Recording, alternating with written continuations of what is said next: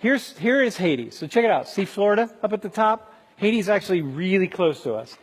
60 is the life expectancy of Haiti.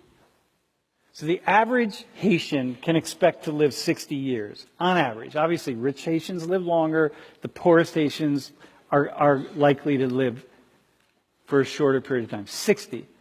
In the United States, for women right now, it's about 84. And for men, it's about 82. So think about that. Poor country. 80% of Haiti lives in poverty by UN standards. Lives in poverty. 54% of Haitians live in abject poverty. Abject, right? Meaning that there's no chance, they stand no chance of rising out of that poverty and being able to sustain for themselves. And you think about that, and you don't study the history of Haiti, and you don't study the sort of have a deeper understanding of what the processes are, and most of us don't, because we don't study it, we're not inclined to study it, and we're just not going to go there. But if you do, you start to come up with an understanding of how and why that's the case. So go to the next slide. So I'm going to give you a history of Haiti in 3 minutes. 1790, Haiti was the most profitable colony of all the European countries. There was not a single colony anywhere that was more profitable anywhere in the world. It was a French colony. Haiti provided 50% of all the revenues of France. In Haiti, 1/2 of the world's sugar, the most lucrative crop, 2/3 of the world's coffee, the second most lucrative cash crop in the world at the time, with 500,000 slaves. 500,000 slaves brought from Africa. The slaves on average lived 5 to 6 years, meaning they worked the slaves to death. It was so profitable in Haiti, slavery was, that you could go to Africa, spend a lot of money on a slave. In today's dollars, at that time, in today's dollars, a slave was about, in the United States, a slave was about $30,000 in today's dollars. So it was expensive. Poor people didn't own slaves. So these big landowners go to Africa, get slaves, work them to death, 4 to 5 years, and when they die, just go and get another one. Eventually, black Africans, the slaves, they started having an insurgency.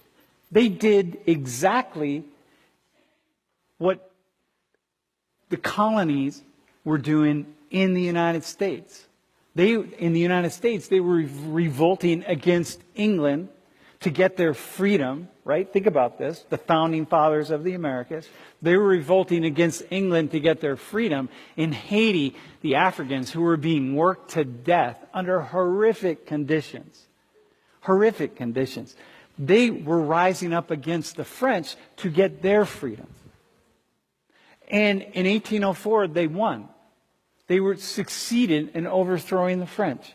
And you got to applaud, right? Because, like, my God, you did exactly what these Europeans did in the Americas, the founding fathers here in the United States.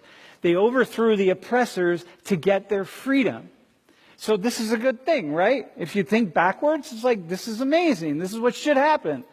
But the world didn't applaud. And of course the world didn't applaud, because if blacks in Haiti succeeded in getting rid of the French, then what does that mean about blacks in the Dominican Republic? And blacks in Cuba? And blacks in the United States? All the other slave ports and slave areas. Once they start rising up, so the whole world came together and they said, "Now, stop." They sealed off all of Haiti, and they said, you had all this profit with the French, but you don't have it now. So they said, listen, nobody's going to trade with you. Nobody's going to do anything with you. Basically, we're going to isolate you, and you have nothing. And you're an island in the middle of nowhere, and you have nothing, right? And I can give you land, but if you can't use that land to grow something and sell something, then the land has no value whatsoever if you can't sell it. And so we said, the French and the world community said, okay, well, we will take our thumb, our foot off of your neck, so to speak, which is where we're holding it, to all you former slaves, if you pay French $160 million in reparation. And so Haiti then went from the single most profitable body of land in the world, to very quickly, within just a few years, one of the poorest lands in the world. As the rest of the world just said, no, we can fight for our freedom, but you cannot fight for your freedom. I'm going to just give you an example of how this continues. And this is especially a shout out to those of you who are conservative. So in the early 1980s, Haiti was producing plenty of rice. Lots of rice. Amazing land for producing rice. It's good rice, actually, right? In the early 1980s, the rice farmers came together and started to say here in the United States, like, hey, we need, meaning like big agribusiness, hey, we need to sell our rice in other places because we can't make a living here. And so the United States started subsidizing the rice farmers, which are mostly big corporations here in the United States, and took Haiti to the